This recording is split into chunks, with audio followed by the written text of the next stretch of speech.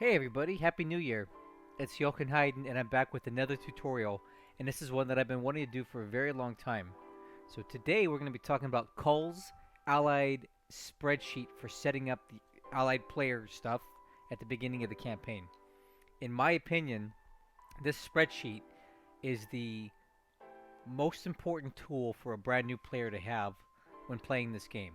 So basically, this file is available on the forums, and I will post the link to this post right here. And basically, the user Kull, he's a great person, by the way. Very helpful person. He basically outlines what this thing is, and you can download the file down here. It's a zip file, and it's basically an Excel worksheet. Once you get it open, it's going to look something like this. So I am a cheapo, and I don't have Microsoft Office on my computer. I use Office 365, so it uses like OneDrive and stuff. But in essence, it provides you a a working Excel document here. Hmm. It's New Year's Eve, and I'm having a drink already. It's only 2 p.m., but I'm having a rum and coke. So if I start getting slurrier as the as the video goes on, that's why. Hmm. All right. So the purpose of my video today is to explain to you what this thing is, where to get it, which I've already done, and I'm going to give you the TLDR on how to use it. Because Kull is a very prolific writer, and he provides you down here in this Getting Started tab of your Excel document detailed explanations of how to use this thing, what it's for, what all of it means, and if you have the time and you want to, by all means, read all of it because it's very, very useful. However, if you're like me, you probably don't have the patience for that, so I'm going to give you the too long didn't read version of how to use this thing. So we'll go through the tabs at the bottom. Again, you have Getting Started here. Next, you have the actual Allied setup, and it looks daunting right now, and I understand that, but I'm going to help you make this a little easier to use. You have 1241 arrivals, which is something else you have to worry about. Unit arrival dates, which to me is just kind of gee whiz information and not something you necessarily need to worry about. Excuse me. Transports for key LCUs, and an LCU is a land combat unit, basically a ground unit. This is kind of important, all right? Region base list, I don't really worry about that too much. Devices, this is gWiz info. Changelog, this is fine if you care about it. It's not that important. So basically, you don't need to worry about 2/3 of these at the bottom. So let's just get right into it. The Allies setup.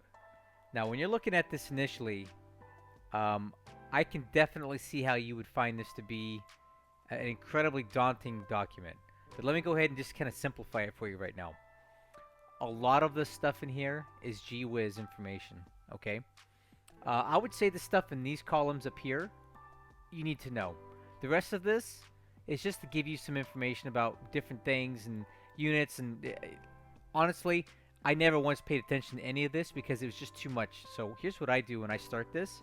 I grab the M all the way over to the AK column, and I click Hide Columns because I don't really need that information. It's just Kull being super thorough and giving you more than you need, I think. So I hide those. Now, this Lima column, super important. I expand that a lot because not only does it have basically everything we need to do, it's a place where I keep notes. All right? Next, let's start decluttering this information because there are approximately, I don't know, 4,000 plus lines of information here. Look at that. Where are we at? Holy moly. Okay. The, oh, gosh. 4,600 lines of information. Man, sorry about that. It's just too much. And if it would take you months to get through the spreadsheet if you did that. So I'm going to give you a couple tips right now how to get this going faster. First, we'll go over to type here. And we're going to hide anything that says industry, right? And that's going to take away probably a few hundred lines right there. The reason that I hide those is because Allied Industry, you don't do anything with it. You can't adjust it. You can't make it bigger, smaller. It's not like the Japanese. So I don't care about it. I don't need to know about that. Okay, Next, in this comment section, column L is all of our action stuff. However, a lot of things have no action. You see down here where it says no action? Well, I don't need that. If there's no action, then I don't want to be cluttered by it. So what I'm going to do is I'm going to come up here to comments, and I'm going to find the no action area. No action.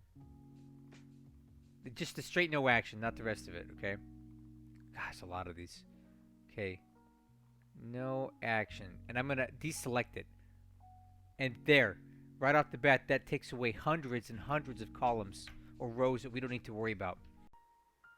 Next, I'm going to select or deselect static no action, because there's a lot of ground units that are stationary and cannot move, and there's nothing to do with them, so I don't need to see them on here. So I hit apply to that. So right off the bat, we've sorted out a lot of different action comments that you need to worry about, all right? See how this looks a lot less cluttered than when we started? We got rid of a lot of columns that we didn't really need. We've already cut down probably by at least 1,000 entries the amount of actions we need to take. So, additionally, if you want to do this, you can go through and get rid of these no actions that say cost 112 or whatever PP. That's political points, meaning this unit requires political points to move it or do much with it, and you don't have those as the allies early on, so don't waste your time. I'll give you an example. Here at Alaska at Anchorage, there's a coastal artillery unit, right? Let's go into the game and take a look at that. At Anchorage, the 1/250th Coastal Artillery, it costs 68 points to buy it. We don't have that many political points, so Kull says just leave it alone. Don't mess with it right now. And you know what? That's fine with me. So there's going to be a lot of units like that on the map. And what I like to do is just go through here to the no action section and get rid of all of those that say no action cost political points, because as the allies, you don't really get a lot of political points for a while, and you don't have the money to be wasting on moving units around that are temporary restricted. So I go through here and I click all these off. You don't have to do this yourself, but I do it because I know that there's no point in even bothering with these units right now because I can't afford them anyway.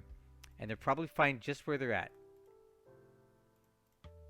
Alright, so this could take some time. There's a lot of entries like this, but this is going to declutter your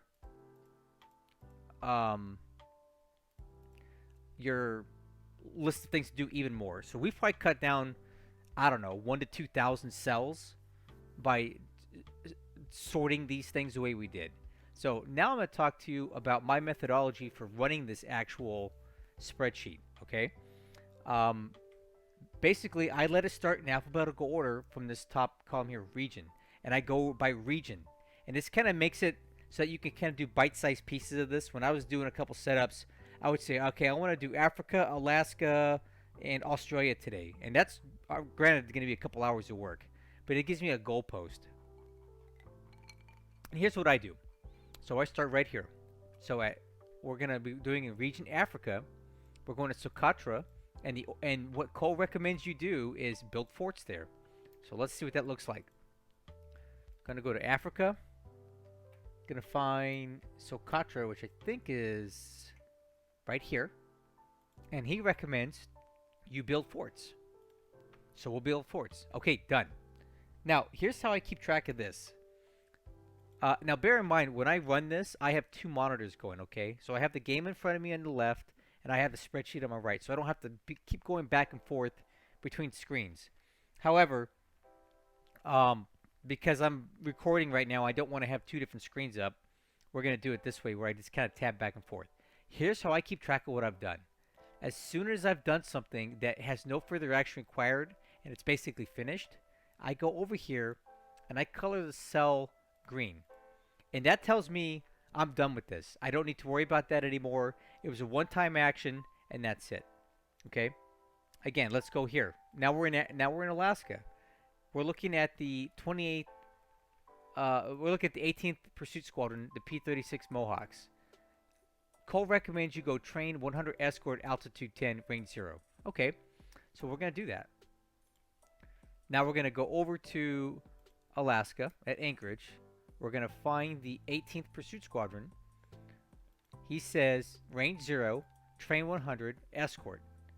That's it. No further action required. So at this time, I'll go back to my spreadsheet and I'm going to make that green because I'm done with that column. All right. All right. Now he says, for example, this 36 bomb squadron, he wants them on a patrol at 50% at altitude 5 and training 200. Now, there's more to it than that. So let me just show you what this all means. ASW patrol 50%. He wants you to put in a search, the search arc, altitude 5,000, train 20. Let me show you how we execute that. Right. So we're gonna find the 36 squadron. He wants train 20, ASW 50%. Okay, altitude 6,000. And did he specify a range? No range. So basically, what I would recommend if he doesn't give you a range, set it to their normal radius, because otherwise you're gonna just wear them out even quicker. Okay. Now he also gives you his recommended search arcs. So he said 140 to 200. Now I got something to say about this, but I'm gonna show you how to do it first. Okay. 140 to 200. And if I show you the arcs on the map, that's what he wants you to be searching. Okay. Now my personal opinion on this game is that the search arcs are not necessary. Okay. You can use them if you want to. I don't recommend it. I don't think they work the way that it's claimed that they work. So what I would do is not use any search arcs that Cole recommends. And that's going to do two things. One, it's going to potentially improve the search overall. And two, it's going to save you a lot of time because he gives you a lot of squadrons with these search arcs. And it just adds time to setting them up. Okay? So personally, I would disregard the search arcs here. But if you want to use them, go for it. It ain't going to hurt nothing. Okay, that's done. See, we had another squadron here. 73rd Bomb Squadron. Okay, he wants that on 100% ASW, range 5K. I'm sorry, altitude 5K, range 0. So we're going to go back to the game and do that. So we're going to go here, 100%, 5,000, range 0, training ASW. Okay, done. And what do we do when we're done executing a line? We're going to come here and turn it green. All right. Okay. Now, let me give you an example of something that has follow-on moves. Okay. Let's take a look at this Alaska Defense Command. Okay. It says strat move mode rail to Seward. So we're going to go look at this Alaska Defense Command and strat move mode to Seward. So Alaska Defense Command, strat move mode, move to Seward.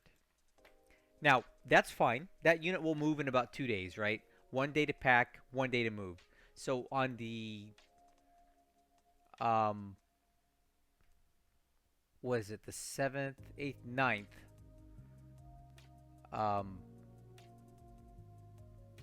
it's going to be available. So one thing that I do is if I know that there's going to be follow-on moves, I'm going to take the cell and make it yellow. And that tells me there's more to do here. And I'm going to put ETA to Seward, 9 December, change mode. Okay? And that's my personal note to myself to know that there's something that I need to do and come back to this line later on. Because this spreadsheet, you're going to work off of it for weeks. Okay? Until you get everything where it needs to go and you're able to take it over on your own. You're going to be referring back to this spreadsheet for weeks. Alright? And if you don't keep notes for yourself, and that's why I like to make this column really big, you're going to forget what you need to do. And before we get too much further, I need to make one thing clear. A lot of the stuff that we're talking about, you're not going to be able to do on December 7th turn, because if you're playing against the AI, you go ahead. But if you're playing against a human, when you can definitely use this spreadsheet against a human as well.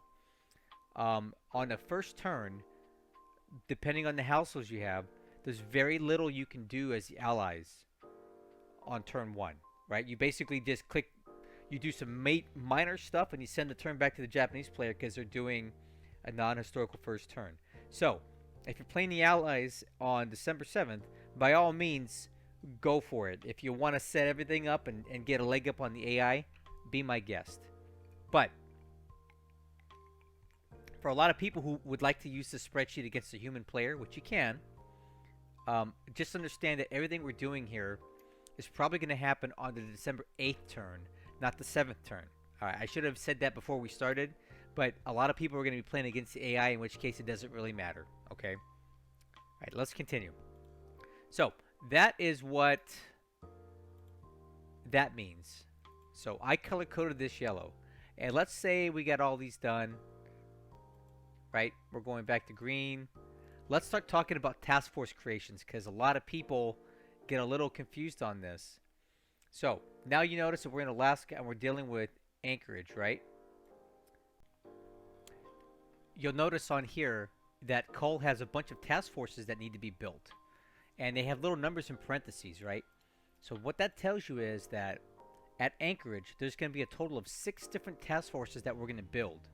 And the number in parentheses correlates to which ships need to be in which task force, okay?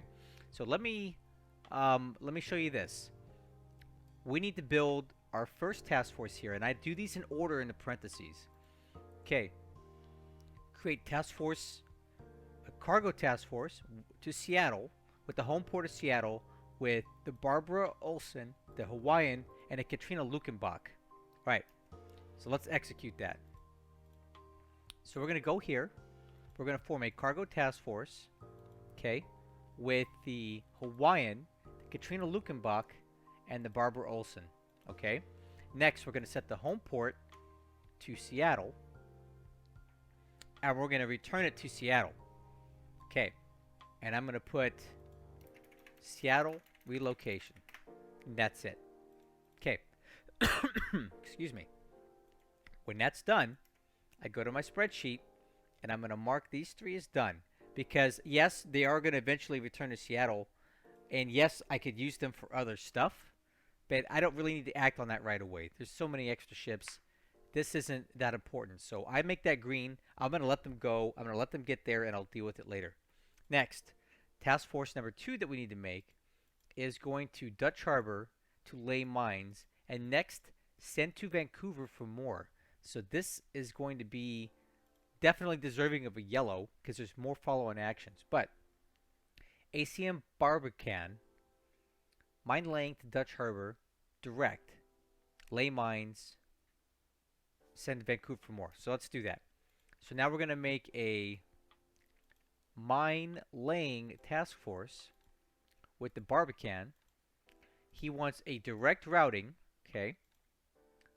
I'm going to put Dutch Harbor.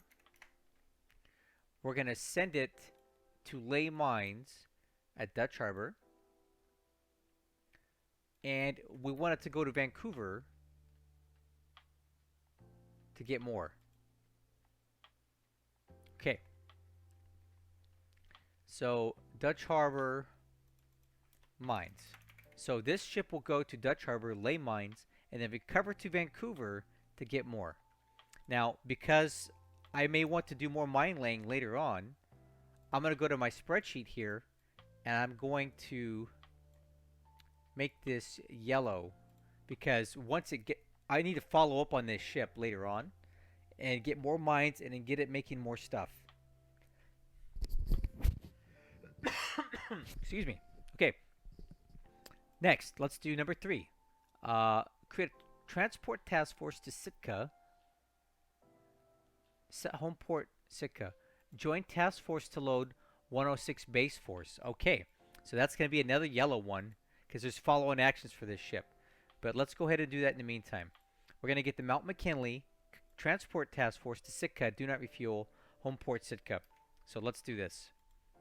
We're going to go here, make a transport task force, do not refuel, with the Mount McKinley.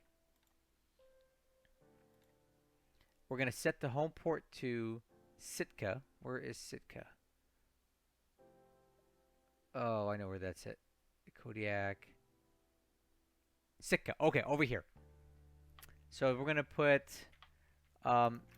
pick up 106 BF. Okay, and I'm going to tell it to return to Sitka. And when it gets there, it's going to join with other ships that are going to come from another base in the spreadsheet and help pick up this base right here, this base force. But I know that there's going to require follow-on action there, so that's why I made this one yellow. Because we're going to have to come back and look at this later on and find out what the heck that is. Okay?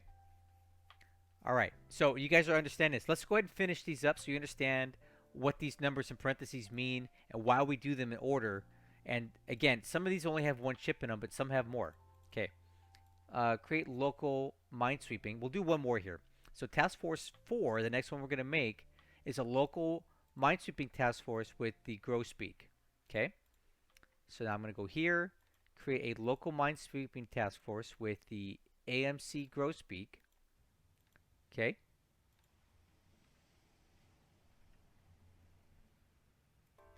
All right, I'm going to put Anchorage local MS. This is my own code word here.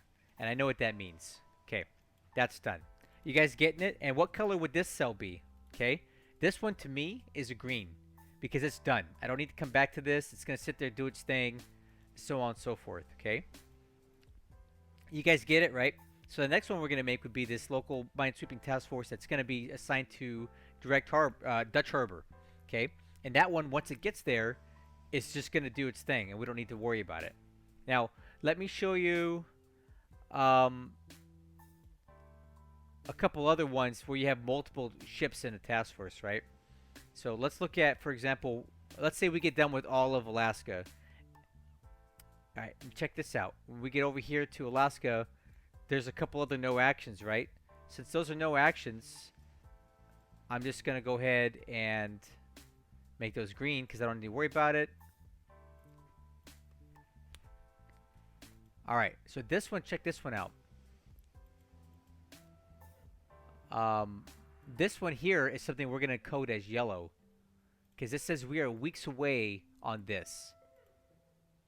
So we definitely want to come back to this, but it may be a while. Okay, let's take a look at some other stuff. Now we're getting into Australia, right?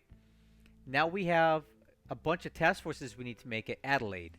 And you notice that we got 1, 2, 3, 4 task forces that we need to make at Adelaide.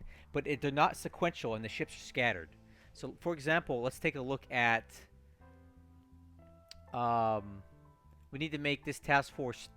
The third task force we need to make here is going to have 1, 2, 3, 4 ships in it, alright? Because I'm not doing dual screen, I'm going to write these down. So we need to make the Alara, the Dundela, the what is it? Iron Knob. Wow, listen to that name. Iron Knob, and the Michael. I'm just gonna put Michael. Jeez, I'm not gonna pronounce that. And there's a lot of instructions here. So we're gonna make a cargo task force to LA with a waypoint of 163, 173. So let me show you how we would execute this instruction by call. So let's go to Adelaide in Australia. Okay, I believe that's over here. Okay, we need to, now you notice there's a lot of ships here, right? All of these have a job and he has them going all different directions. But you have to sort that out through the spreadsheet, which ones do what. So cargo task force, okay, and we need the, and I sort these by A to B, A to Z. We need the Alara, the Dundela, the Iron Knob, and the Michael Gulandris. Again, now if you have this on a separate monitor, guys, it's a lot easier than what we're doing right now. But because I'm recording, I have to do it this way. Okay. So now we need to make the. I'm going to put LA relocation.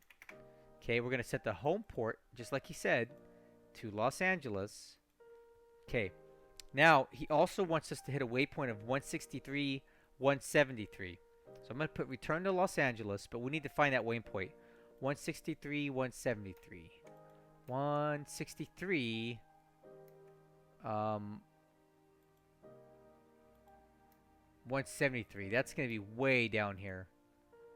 So 163, 173 would just be a few area. Let's see. 1, 2, 3, 4, and up from Itutaki. So he wants a waypoint here, and I'll show you why that is. Okay, because if you look at the routing of this task force right now, look at the way it goes. And I don't know about you guys, but this looks like it's gonna get sniped the heck up by Japanese ships, aircraft, something getting routed that kind of way. So that would not be a safe routing. So what he wants you to do, based on his spreadsheet, is to route it with that special waypoint. So now we're gonna go. Did he say direct? Let's check that. Nope, he did not say direct. That's fine. You can do direct if you want, but I'm actually save some time there. But we need to set that waypoint. So use waypoints, and remember it's Itaki. It's 1, 2, 3, 4, and up. Look at that, 163, 173. Now check out the routing of this task force that he recommends. This is a lot safer for the ships because they're going to go way south of where the Japanese are expected to be early December 1941, right? Now, if you have some crazy Japanese human player, maybe he'll find his way down here, but the AI will definitely not be down here. And look at this routing. It comes here, he routes up near Flint, Caroline Island, and all the way up. Look how nice and straight these lines are. Kull took a lot of time, guys, to set this stuff up for you. That's a beautiful routing for that task force, okay? And when that's done, we're going to come over here, and I'm going to take all these things and make them green because they're going to take weeks to get back. And when they get back, I'll deal with them then. But we don't need to take any further action on these things for the time being. Okay? So that's how you deal with task forces that are kind of set up like this. And they're not necessarily sequential. Again, if you got a separate monitor, you're able to kind of piece them together. Or you can write them down if you're running on one. But you see how we just put together a task force with 4 ships that need to go together, but they're not sequential on this spreadsheet. All right? Cool. Let's continue on with something else that needs to be yellow. Okay. Already, we have something here that has instructions that have multiple moves. Okay. So we're going to look at the city of Bowen. We're going to find the Bowen RAN base force, set the objection to Milton Bay, and then we're going to wait for a task force that comes in from Brisbane that we're going to set up. Then we're going to use 20 political points to buy it out and ship it. Okay? So obviously, this thing has follow-on movement, so I'm going to code it as yellow because we've got more stuff to do. But we can go ahead and set the objective right now. So we're going to go over to Bowen, which should be here. We're going to set these guys' future objective to Milne Bay. Because that's what Kull recommends you do with that. Okay. Then he also says we're going to be waiting for a task force from Brisbane to come pick it up. Now, we'll go ahead and cheat a little bit, and we're going to go check out Brisbane. And we're going to see if we can find that task force that's supposed to come pick it up. There's a lot of ships in Brisbane. So this will take you a while to do. So let's find the task force that picks these guys up. Oh, there it is. It's going to be Amphibious Task Force number 5. Okay. Okay, and there's 1, 2, 3 ships in that. So let's go ahead and get those ready, right? So let's go Indomineus, the Lycaon, Lycion, and the AP Ormiston. All right, so let's make that task force. Even though it's the 5th task force that we should be making at Brisbane, as long as you understand that they're together, it doesn't matter if you do them in order or not. It's easier if you do them in order so you don't get confused and lose track of where you're at, because you see how nothing is sequential here. But if you're smart enough to understand that these guys, which again I'm going to code as yellow, because we have to wait for them to arrive before they do their next thing.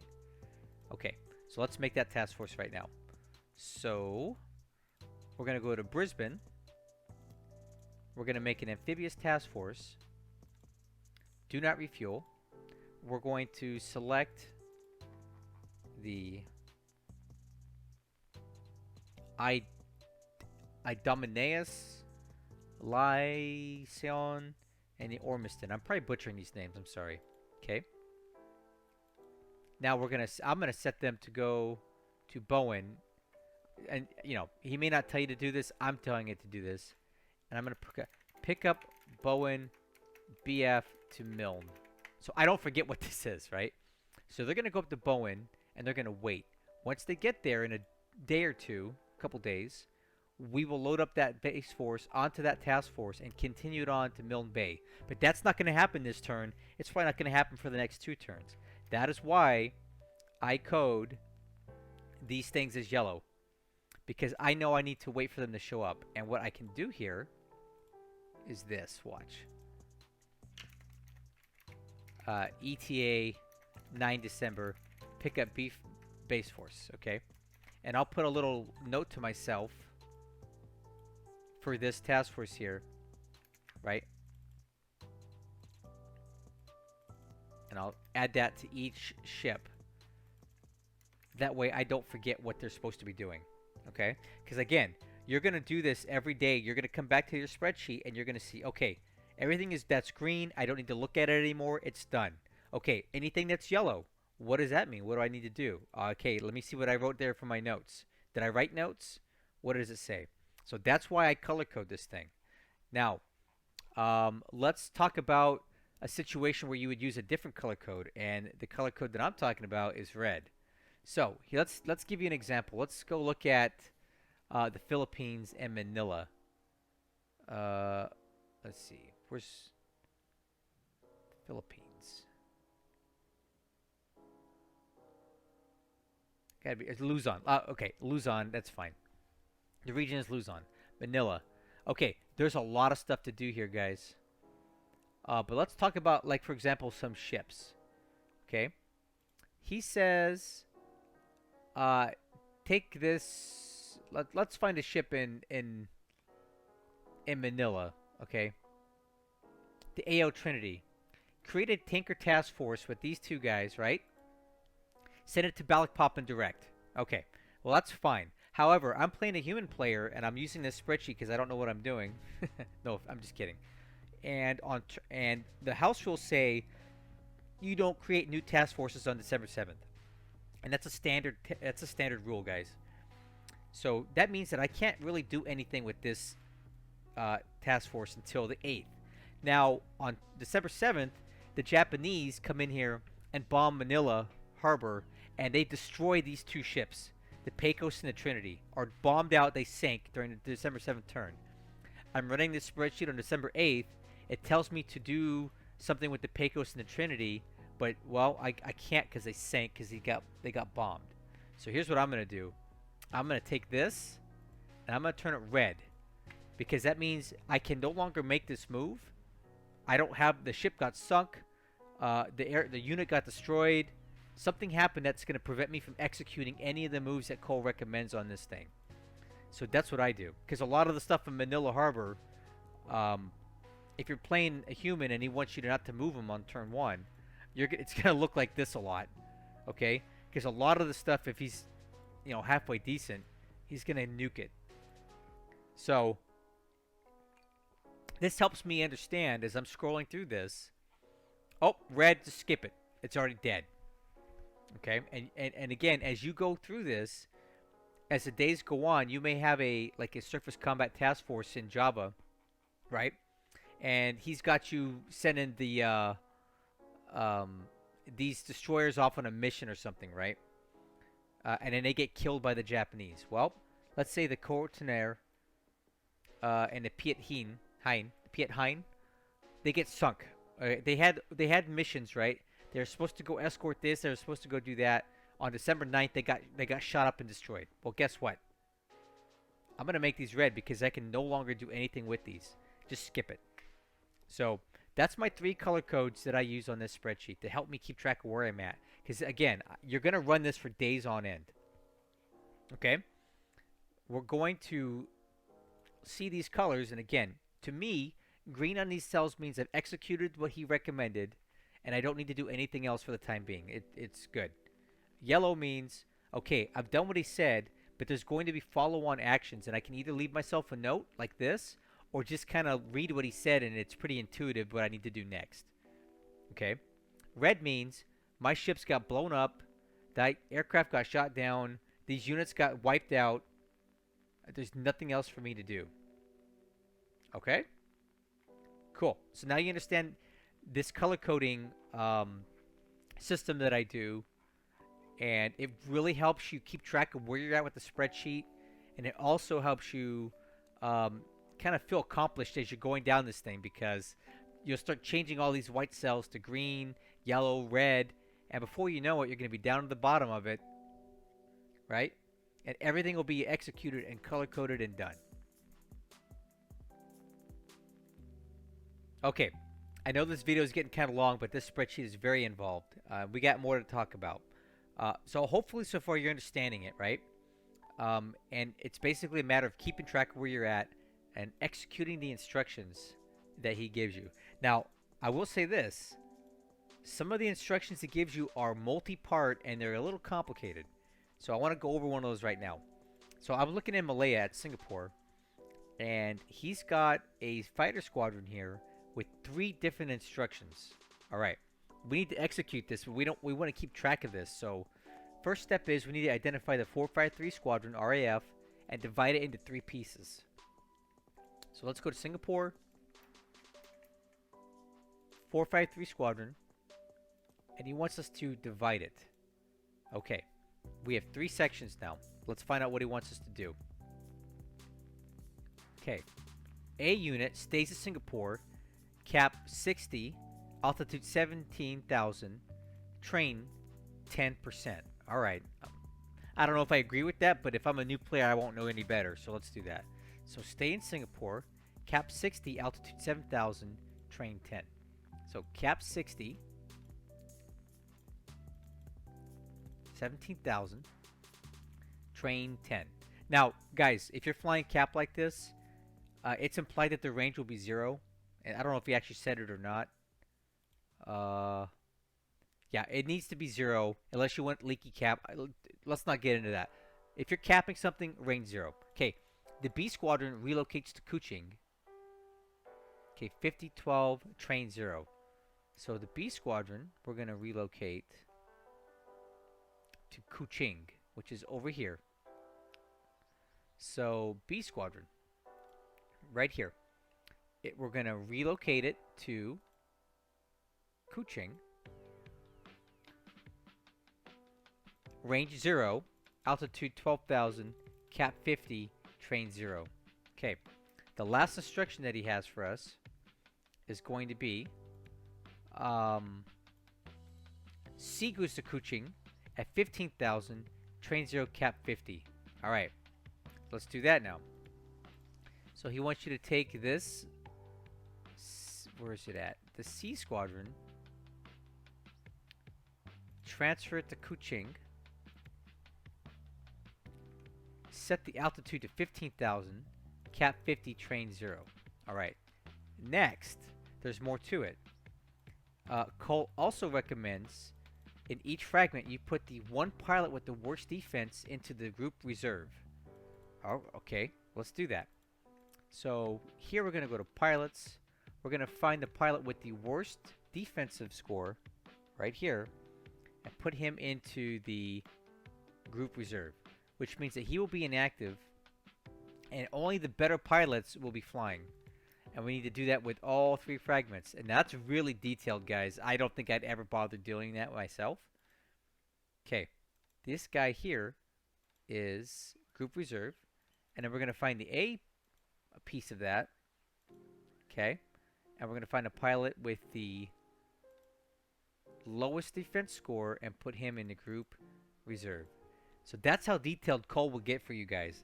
If you're a new allied player and you don't know what the heck you're doing, follow this spreadsheet. It's better than no advice at all. Right? Now, we can go back to our spreadsheet, and that complicated multi-piece thing, I'm going to code that as green because it's done. Those aircraft are going to stay there for the time being and do that thing. I just wanted you to see how complex some of these instructions can get. Let's find one about a submarine, because those get really complicated sometimes too. Let me see if I can find one for you. I know what. Let's just do it like, let's cheat. I know there's some subs over here near Wake Island, right? Let's look at the Triton. Here's a little trick you can do. If you want to know what he wants you to do with a certain ship, Triton, go back to your spreadsheet, hit Control F, and type in Triton. Oh, come on. It's saying it can't find it. I don't believe it. Triton. Okay, let's try USS Triton. Man! Let's see, maybe Wake Island? Find next. I wonder why we're not able to find that. It just made a liar out of me. Hold on. Okay, I found it. The reason that I couldn't find it was that the way I had the... I must have accidentally sorted this too much. And I put it to the point where I may have clicked something that hid that cell from being seen. So I had to unhide everything. But then I found the Triton. And here we go. This is how he wants you to do a sub-patrol. And these get a little complicated. So remember, we got to do a sub-patrol. And he tells you there's 3 patrol hexes he wants. Hex 1 is 136-100. 0 day... in parentheses, that's how many days he wants them to linger. 0 means 0 days. Hex 2 is 134.97. Okay? And Hex 3 is 137.97. React 1. So again, the 1 means the number of the patrol hex. The next is the actual hex. And the number in parentheses is the linger. Right? Here's an example of one that has a linger of 1 at Malaya. See, in this hex, he wants you to linger for 1 day in each hex. And this one, he doesn't want you to linger at all. So let's execute this move for the Triton. Okay? Let's do it. So he wants 136, 100. And the only way you're going to find this is by clicking around. 136, 100 is right there. Okay? So we're going to use Patrol Zone 136, 100. Okay? And now we need to find 134.97. So 134... 134.97 is right here. Okay? So we're going to do... The next one is 134.97. Okay? And the next one he wants you to do is 137.97, which should be about 5, 6, right here. Okay, 137.97. Okay, 0 linger days, react 1. I'm gonna put USS Triton Wake Patrol. Now, this is what that looks like. That's its patrol hex. That's what he wants you to do. Okay? Boom. That's how you execute his sub moves. Okay? Let's look at the Tambor. And again, we'll go to our spreadsheet. I'm going to search up Tambor. And there it is, right above it. So this guy, he wants to be on 138, 100. And I'm writing this down. Hex 2, 134, 97. And the last one's going to be 133, 100. 0 days of linger, react 1. Okay. So we need to start off at 138, 100, which is 138, 100 is right here. So we're going to tell this guy, patrol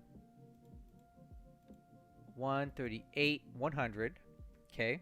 Now we need to find 134.97, which is right there. It's kind of weird that it does that. All right. So 134.97 there. And now we need to find 133, 100, which is right there. 133, 100. All right. So that's that guy's zone. React 1. And I'm going to put USS Tambor Wake Patrol. All right. There you go. That's kind of what he wants you to do. It looks kind of weird, doesn't it? I don't know if that makes any sense, but that's what he wants. So you're welcome to set it up like that because that's what he told you to do. 138, 100, 134.97, and 133, 100. Yep, that's what he wanted. So now I can take these two and make them green. All right. Hope you guys are getting it. Is this making sense? I hope so. All right. Now, let's go ahead and kind of get ready to close this out. So, again, if you have any questions on any of this other stuff as you're going through the spreadsheet yourself, please let me know. I could be out here for 10 hours explaining the spreadsheet and probably still not cover all of it. I'm just trying to give you, the basics and how this thing works. Let's talk about this 1241 arrivals section. This is basically an additional setup page you need to be aware of because some units don't arrive until later than the couple days or longer after the December 7th turn, right? So some of the stuff he wants you to do stuff with, but you can't for several days. So what you need to do is every day as you're going through your spreadsheet as the campaign goes on, you're going to need to refer back to this 1241 arrivals page and find these units as they come on the map on these dates. You're going to have to execute the turns. So just like the other one, I go up here and I hide these, right? And then I'm going to make the M column on this one a bit larger because this is where the comments are on this one. It's M column. The rest of the stuff I'm not going to mess with because everything on here is actionable. Okay? So keep checking the 1241 arrivals section every day you go on, because as the days go on, as you get deeper into December, more and more stuff is going to come on the map and more stuff is going to need your attention that is not going to be on the Allied setup section. Okay, lastly, let's talk about transport for key LCUs. Okay, this one is very important for you because Kull has you moving a lot of different units out into the Pacific, right? So he'll let you know early on your spreadsheet which units are going to be going where, but they can't move until certain ships relocate to those bases to pick them up. And again, on this, all of these ships are going to be listed in the Allied setup section. So, example, let's look at the Coast Trader, right? We know that it's going to be loading up some stuff at San Francisco on the 10th. But as of the 7th, it's not going to be at San Francisco. So let's see where it's at. Let's look up the Coast Trader. There it is. So we know right now that the Coast Trader is supposed to relocate down to Los Angeles, okay? And it even tells you plan 5 of 9 ships to transport the 31st Pursuit Group to Sydney. All right? So this is telling you that this thing's going to have something else to do. And by the time it gets down to LA, it's going to be about the 10th. All right? So there you go. The main Allied spreadsheet setup will get these ships into where they need to go if you follow them correctly so that you can execute this stuff. So what I do is, once I have all these ships on in place, and if I execute the spreadsheet as written, um, they'll be there by the 10th. Now, caveat, if you're playing against a human player, you're not going to be able to move anything on December 7th, so move everything up one day, okay? So if you're playing a human, just understand that you're not going to be getting loading until the 11th, because on the 7th, you can't move them, all right? So you can go in here and basically add one day to all this timetable. You know what I mean? Like, you guys are smart. You can figure this out. But once I do this whole thing, I'm going to come in here and I turn it green, right? On the 12th or the 13th, whatever it is, I'm going to execute this exactly as written, and I'm going to turn it green. Okay, those ships are loaded up. These units are moving exactly where they need to be moved. It's fine. Down here, on the 14th, when that's done, I'm going to come down here, execute these instructions as written. Once it's done, I'm going to turn it green. So on and so forth. So, that's what you need to worry about. The Allied setup, the 1241 arrivals, and the transports for key LCUs. And the rest of this stuff is going to be a running commentary for the first month or two, and you're just going to follow your instructions, right? You're going to turn them green when they need to be green. For example, on this one, where's the one that we talked about, the task force moving to right here to Brisbane, right? Once I have this unit picked up and transplanted onto Milne Bay, then I will come in here days later as I'm going through my spreadsheet, and I'm going to turn that green, and now we're done. Mission accomplished, right? The Bowen RAN base force has been deposited at Milne Bay. It's going to build up the base. It's there. I'm done. Oh, man, I've been talking forever, guys. I hope this helps you guys, for you new players that can't make rhyme or reason of this spreadsheet. I've hopefully explained it to you how it works. If you have any questions whatsoever about anything on this spreadsheet, a specific line, generalities, you name it, please ask me in the video comments, or come to my Discord and ask me. Or you can go to the Matrix forums and post a question in that thread. Although I think I can answer you quicker than that thread can, because the forums are not as active as they used to be. My Discord is the place to be if you want real-time, fast answers. Anyway, I hope you enjoyed this video. Do understand that there's one for the Japanese available too, right? Look here. Japan gets one too. However, that's a whole nother story, because playing Japan is completely different from playing the Allies. I'll cover this one at another time, because there's a lot of nuances to it that you won't see on the Allied setup. So let's stick with the Allies for now. I hope you enjoy this video. Please let me know if you have any questions. Happy New Year, and I'll catch you guys on the next one.